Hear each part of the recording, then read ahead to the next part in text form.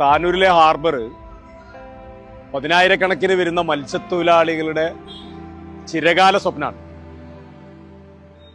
ഇടതുപക്ഷ ജനാധിപത്യ മുന്നണി സർക്കാർ VS അച്യുതാനന്ദൻ ഭരിക്കുന്ന സമയത്താണ് ഹാർബർ താനൂരിൽ നടപ്പിലാക്കാൻ തീരുമാനിച്ചത്.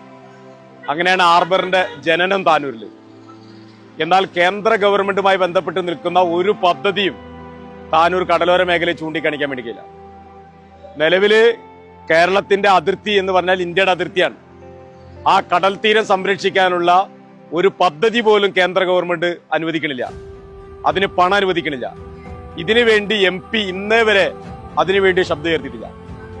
ഹാർബറിൽ തന്നെ പണിയെടുക്കുന്ന മത്സ്യത്തൊഴിലാളികൾ, ആ മത്സ്യത്തൊഴിലാളികൾക്ക് മത്സ്യബന്ധനത്തിന് പോകാൻ മണ്ണെണ്ണയും ഡീസലും പെട്രോളും വേണം.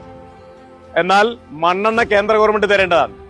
മത്സ്യത്തൊഴിലാളികൾക്ക് ആവശ്യമായിട്ടുള്ള മണ്ണെണ്ണ കോട്ട വെട്ടിക്കുറച്ച് മണ്ണെണ്ണയ്ക്ക് വില വർദ്ധിപ്പിച്ചിട്ട് നമ്മുടെ ഈ കടലോരത്തെ പ്രതിദാനം ചെയ്യുന്ന MP പാർലമെന്റിൽ ഒരു അക്ഷരം ശബ്ദിക്കുകയോ അതിനുവേണ്ടി പ്രവർത്തിക്കുകയോ ചെയ്തിട്ടില്ല. ഇന്ന് മത്സ്യത്തൊഴിലാളികൾക്ക് കൂടിയ വിലക്ക് മണ്ണെണ്ണ വാങ്ങേണ്ട സാഹചര്യം നിലനിൽക്കുകയാണ്.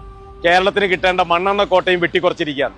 കേരളത്തിന്റെ കടൽ തീരം കടൽ ഭിത്തി കെട്ടാനുള്ള പദ്ധതി നേരത്തെ 50% കേന്ദ്ര ഗവൺമെന്റ് നൽകിയിരുന്ന പദ്ധതിയാണ്. ഒരു നയാ പൈസ ഇന്നേ വരെ കേന്ദ്ര ഗവൺമെന്റ് നൽകണില്ല എന്നുള്ളതാണ് ഒരു വസ്തുത.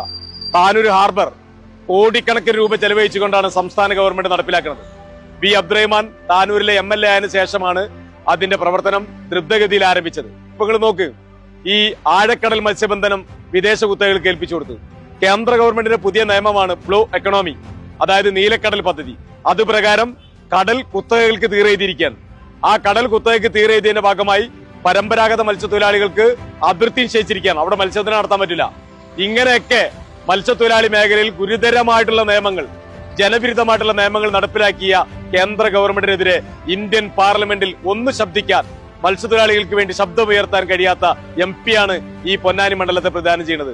മത്സ്യത്തൊഴിലാളികൾക്ക് മത്സ്യബന്ധനത്തിന് പോകാൻ മത്സ്യബന്ധന ഉപകരണങ്ങൾ വായ്പ വേണം. അത് കേന്ദ്ര പദ്ധതിയാണ്. NCDC അതേപോലത്തെ NMDFC പോലുള്ള പദ്ധതികളാണ്. അതിന് കേന്ദ്ര ഗവൺമെന്റിന് സബ്സിഡി അനുവദിക്കുന്നില്ല. പൊന്നാനി പാർലമെന്റ് മണ്ഡലം എന്ന് പറഞ്ഞാൽ തെക്ക് വെളിയങ്കോട് മുതൽ വടക്ക് കടലുണ്ടി വരുന്ന തീരപ്രദേശം പൊന്നാനി പാർലമെന്റിന്റെ കടലോര മേഖലയാണ്.